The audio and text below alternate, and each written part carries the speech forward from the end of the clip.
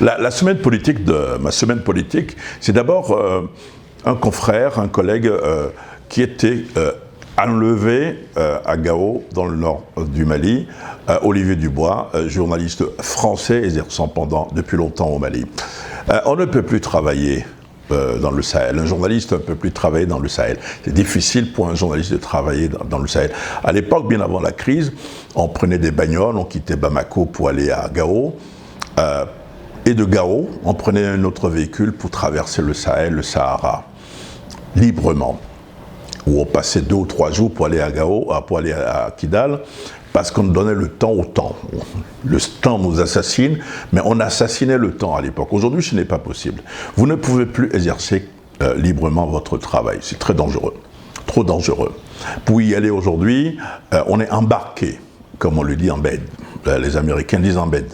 Vous partez soit avec Barkhane, soit vous partez avec nos amis de la MINUSMA. Mais évidemment, vous n'avez pas le temps de faire tout ce que vous avez envie de faire. La dernière fois, je me suis rendu, par exemple, avec la MINUSMA, à Tessalit, et je rêvais de faire un reportage à 20 km de Tessalit.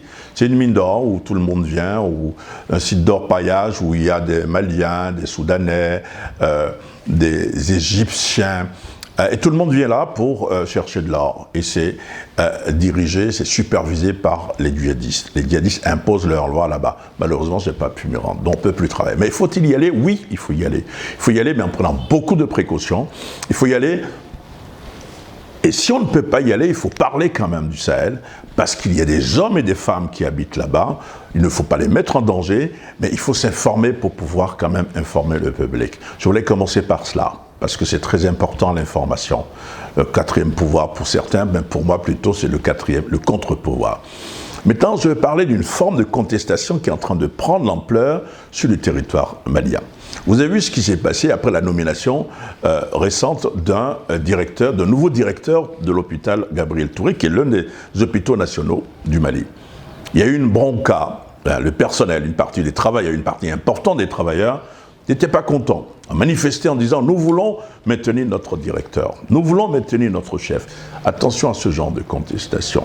C'est pas nouveau, mais je dis que ça prend des ampleurs qui doivent faire réfléchir les uns et les autres. Vous avez une autre sorte de contestation, c'est le fameux découpage électoral.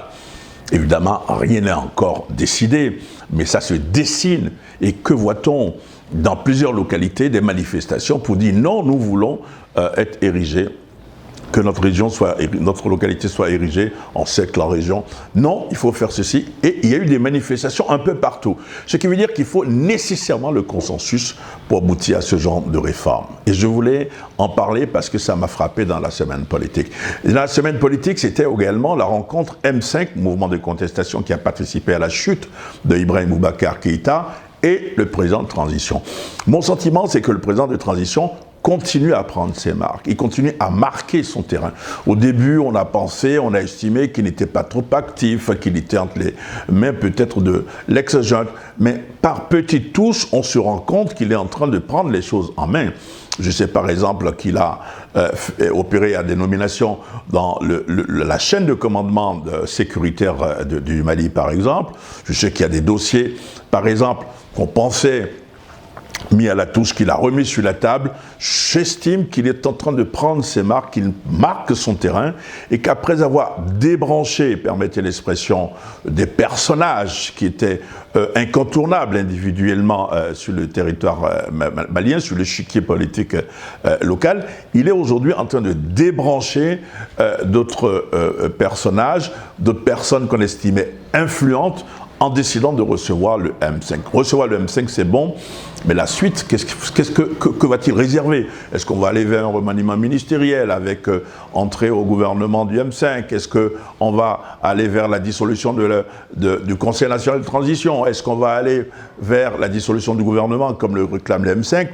Si on entend le président de la transition, ce qui est important pour lui, c'est la fin de sa mission, parce qu'il le dit « Je suis un homme d'honneur, je veux qu'on respecte les délais ». On verra bien, mais c'était une rencontre assez importante pour passer à côté.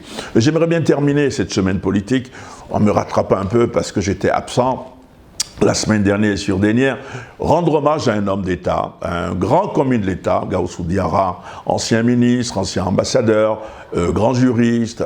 Il nous a quittés dans une clinique de Bamako.